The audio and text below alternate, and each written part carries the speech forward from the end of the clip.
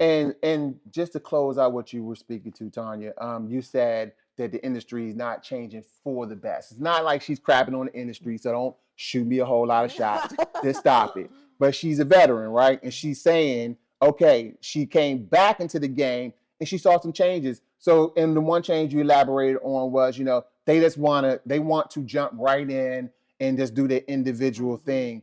Is there anything else that you kind of see now that you kind of like go, all right, I might have to try to see if I can, you know, be that mentor to give these youngins guidance. I mean, quite a few things, honestly, not only just the jumping right in. I really do feel like in today that customer service piece is missing tremendously Oh my because they gosh. are so focused on the finished product and Mhm. what they're able to post on Instagram or Mhm. TikTok. So they really are, I mean, they are getting away from the things that are really important. Mhm.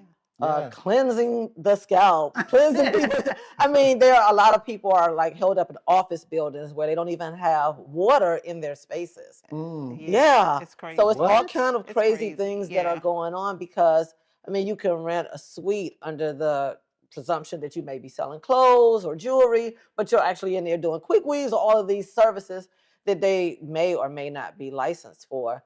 In a lot of ways, and some states are really pushing to deregulate licensing for cosmetology What? because yes, Which is it crazy really is because it seems crazy. like they should like enforce it even More, more right. versus Right. trying to deregulate it. Yeah. It just goes to I show that there's not a lot of respect that for the industry. that's amazing. I mean, Yeah. like when you're dealing with somebody's head, hair, scalp, there's a lot going on It there. really People can is. get burnt, injured. Like you shouldn't just be able to walk in and just I'm going to have my own salon.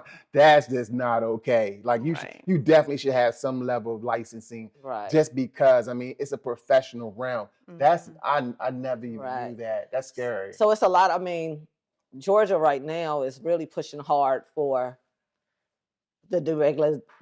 Oh, look, I'm getting even worked up about it because I really feel like we spend so much time and energy. And I know for me, going back to working with Aveda and Fido, I've worked with some of the top lines to help create spaces for textured hair. So I have sat in with their scientists, their chemists, and I know what they're using. And I know that that's really why you're seeing a lot of the lawsuits coming up with chemicals and things of that nature because they start putting it in the hands of the consumer. Mhm. Yes. And that's where things really have started to go crazy and haywire. Wow. So I do think licensing is super important. And I do think that it is very important that people seek individuals who have really put in the time and the effort and hone their craft and understand what they're doing as opposed to just worried about the finished look Right. because a finished look can land you in a crazy space Yeah, but literally. playing devil's advocate, the consumers, they just look at our price points being high,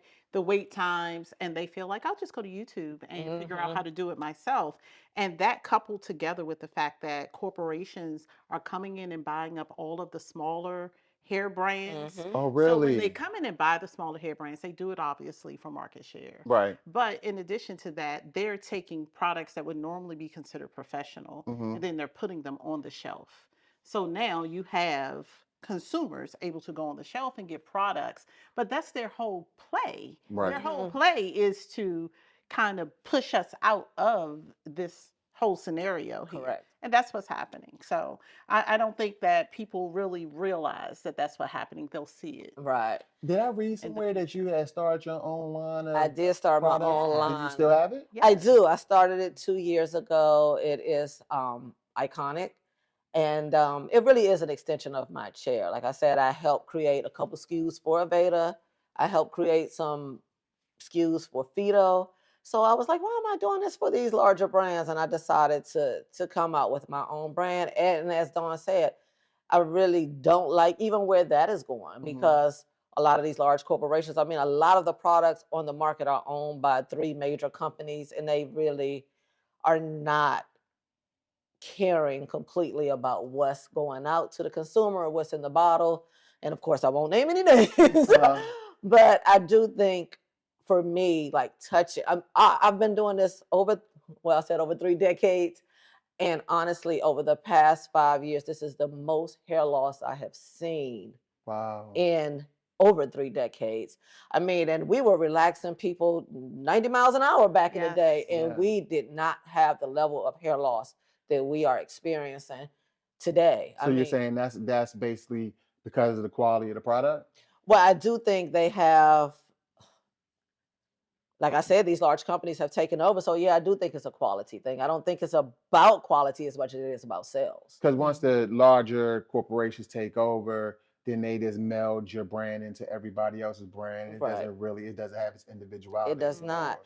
And a lot of them, they see what's selling and they pull a lot of them out of it. It's so many Yeah, things change going. formulations Right. and Wow. everything. Yeah. Yeah. So it may be something that's been on the market for 40 years. It's been tried, tested, and true. And Mhm. then once this major corporation buys it, of course they're scaling. So they want to also water it down, get it Mhm. for the cheapest amount that they can make the product for. And the consumer is already attached to this name and this Mhm. brand.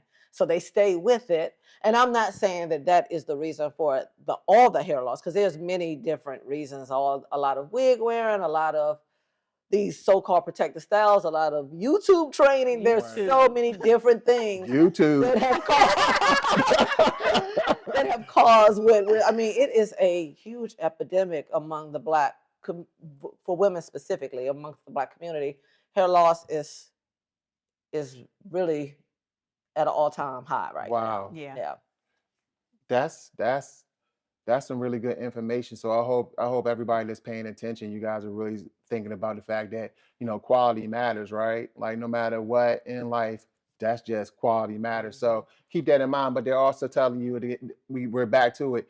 Experience matters too. So you really, really need to bulk up on your experience, your clientele before you start hopping out there if you really want to be successful. Anybody can kind of, you can have a booth. But you hear what they're saying. They're throwing out 7 figures. That's why you come to the show, right? 7 figures for a reason. And I definitely agree with them on the customer service aspect overall, okay? Across all industries, you just see this diminishing returns on your investment. I am the customer. You know that, right? So I don't like when you're paying for a product or you're paying for a service. They want top-notch treatment and they want to make sure that they're getting what they're paying for. You can't dumb down customer service, and you have to really focus on that when you're building your business, because now, specifically in the YouTube age, everybody, they're going to see your product or service, and when people come out, they're going to be expecting a certain level of service. So make sure that you're delivering. You brought up something, Dawn, that I want to touch on. You said that, now with everything being so expensive, how do you guys kind of like try to, dealing with all this inflation, how do you try to keep it affordable for your customers, but also, keep them coming? Oh, that's the wrong question for me. Because I'm not gonna try to keep it affordable. Right. It's not. Really? No, I'm not. We're just in that environment. No. The same people that complain walk in here with Chanel bags. They're gonna spend their money on something. Therefore, you should spend it on your hair. Hey, what you think? I'm probably not the best person to ask. But I mean, Yeah. I feel like I've done the work. And there are tiers to service, there's Yeah. tiers to experience. And I know what I bring to the table. I could probably count on one hand how many stylists out there who could say they've been in Vogue, they've been in Essence, they've been in Elle. I mean, these are major publications, and that is not easy to come by. That is on my resume. Right. So really my prices Gonna reflect that, period. Yeah. And that's Yeah. period. Yes. I really, really hope y'all caught that, because what they're telling you is this: you get what you pay for. Correct. Pretty much. You understand that, right? So they're in a different industry than my commercial cleaning company. I used to say the same thing to clients, right? Like they could go and they could shop for something cheap, and they could probably get the price that they want. Then they're complaining about everything that's being missed, and they're not doing this and they're not doing that. Where what they're saying is, again, remember, 7 figures. When you lift it up and you like, this is where we are, and you're going to get what you pay for, and they're not going to compromise on price, because then they're not only are they hurting themselves and their brand, right? But at the same time, they're giving you a level of service for a reason. They have to have cost involved, right? So they're telling you that when it comes to your clients, if you're really bringing it, then price isn't an issue, So keep that in mind as you're working through, creating your business and you're working through creating your systems, like they're pointing out. Don't falter. Like, you are where you are. Hold your brand. Hold what you've created. Believe in your service, and you'll be just fine. So take that from this, because this is really one of my best interviews, because you have two people that are clearly professionals in their industry, and they just understand what it takes to win. I'd like to add to that. I'm sorry. But I know there will be a lot of people who will hear that and say, oh, that's why we don't go to Right, and all that. Mhm. That's fine. Yeah. They need to understand that that's not hurting the stylist when they choose to get angry and go on YouTube and go into someone's kitchen. If you want to get your hair done with grits cooking on the stove, that's your business. Okay? But we're going to give you ambiance in here. We're going to give you champagne, ambiance. You're going to be on time. Your hair will be clean. We're going to give you steam treatments. We're going to massage you. You're going to be amazed. Right. And it's going to be amazing. Take it or leave it. So I know that is the one thing that you will hear back. There is this constant battle amongst clients and stylists in regards to price. And they will walk into Giant and pay whatever they tell you to pay for groceries. But when they walk in here, they want to try to compromise. Yeah. Nothing over here. Do not even discuss my prices. I will block you and you will never book again. I'm not discussing prices with you.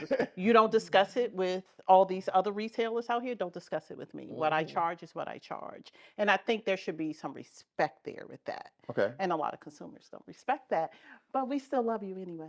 We always gonna love y'all, and I think Dawn's touching on something though. I'm going there. Here I go. But do you think that's more prevalent in the minority community? 100%. 100%. We always trying to get a deal. We always trying to get some kind of.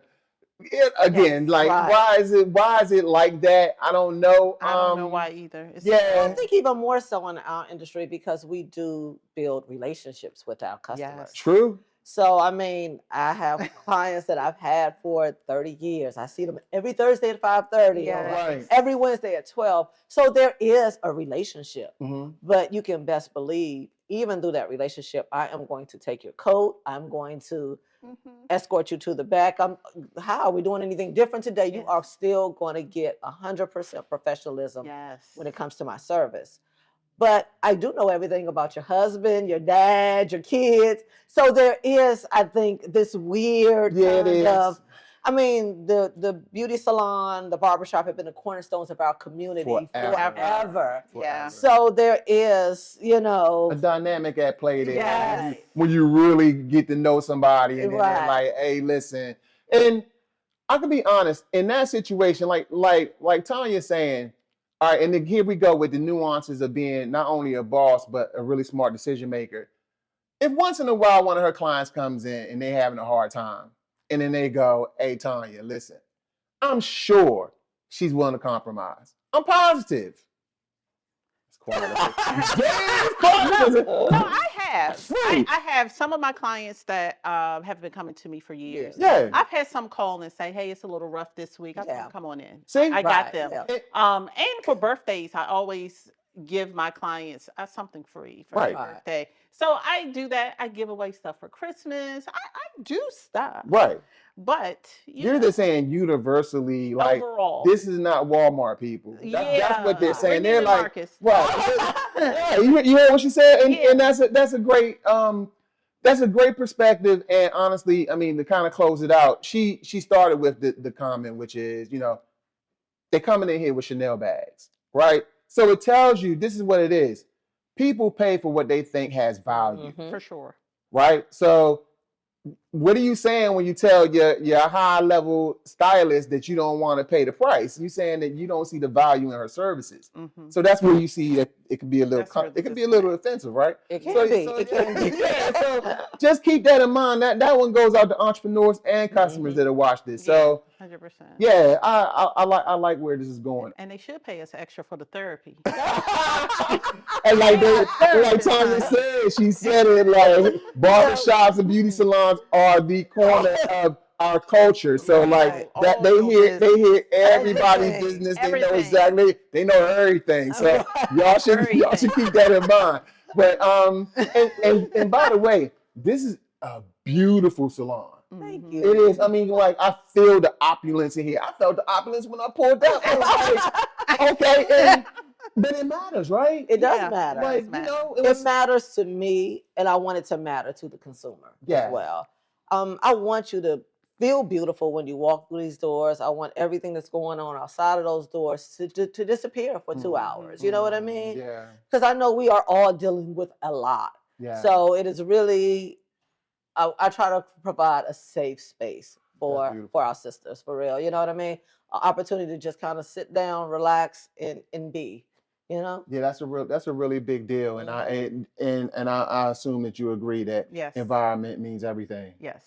Yeah. For sure. Yeah. I'm sorry. Yes. No, yeah, I mean, there you go. So notice again, professionals in the game, there when you walk in this place, it's nice, right? And what she's telling her client is this is a different level, you know, and you're gonna get great service and you're gonna walk out of here nice and happy, right? Like so again, it all matters. All of it. You know, so we're talking about little pieces and things when it comes to, you know, this industry, but they're telling you that across the board, have it together. Like this from the moment, you know, your clients walk in the door to the moment when they leave. You want that experience. Yeah. That experience to be memorable. Keep that in mind. Yeah. So let me ask you a question. We talked about YouTube and the internet and things like that. How's that impacted your business? Because now everything is so instantaneous. Like soon as she walks out the door, I'm sure she's like, "Hey." Right. So like, how's that impacted your business, or how do you see that phenomenon now? I mean, it's a great tool if used correctly. Honestly, like I said, I retired for 5 years, so when I came back into this space, social media is just a huge part of it. Okay. I mean, I built several brands without one post. You know what I mean? So, but I did, as I said, to pivot and shift, and it does help, especially when a client loves their experience and they're posting about it. It's a very organic feel, and it's an honest and true, I guess, depiction of our brand. So that way, it makes people come out and support us and see what we have to offer. So I definitely think of it as a plus for certain. Yeah. Well, 100%. And everyone who knows, my beauty business is faceless. So I don't even have a face to it, not even my name. And I've built and I grow every week from a faceless, nameless brand. They don't meet me or know who I am or what I look like until they walk through the door. I think that's incredibly impressive, and I just hope that young people that are really focusing on what both of you said take away the fact that Tanya just knocked it out of the park when she said, you know, she built a huge business and brand without, you know, one post, right?